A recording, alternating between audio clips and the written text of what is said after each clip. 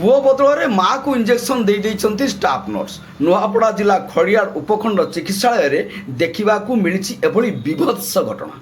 पुओ बदल में माँ को इंजेक्शन देइछंती स्टाफ नर्स। शुक्रवार एभली घटना नुआपड़ा जिला खड़ियाल उपखंड चिकित्सालय में देखा मिली। स्टाफ नर्स घटना को अस्वीकार करथिबा बेले मेडिकल इनचार्ज यार तदंत हेबो बोली कहिसंती।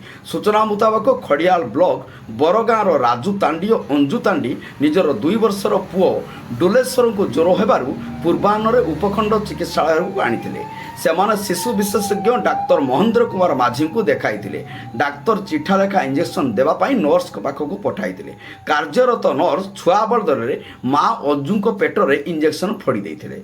इंजेक्शन नेवापर पेट दरज होबारु अंजू एक कहते। ये नहीं नर्स को पचारू से घटना को अस्वीकार करने सह इंजेक्शन फोड़ा समय बाजी जाइथिबो बोली कहिथिले। Medical incharge doctor Mahendra Kumar Majhi को पचारू यार तदंत हेबो बोली कहवा सह अंजू को चिकित्सा आरंभ करा जायछि।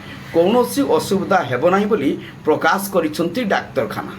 नुआपड़ा जिल्लारू परमेश्वर मेहरଙ୍କ रिपोर्ट जनता एक्सप्रेस।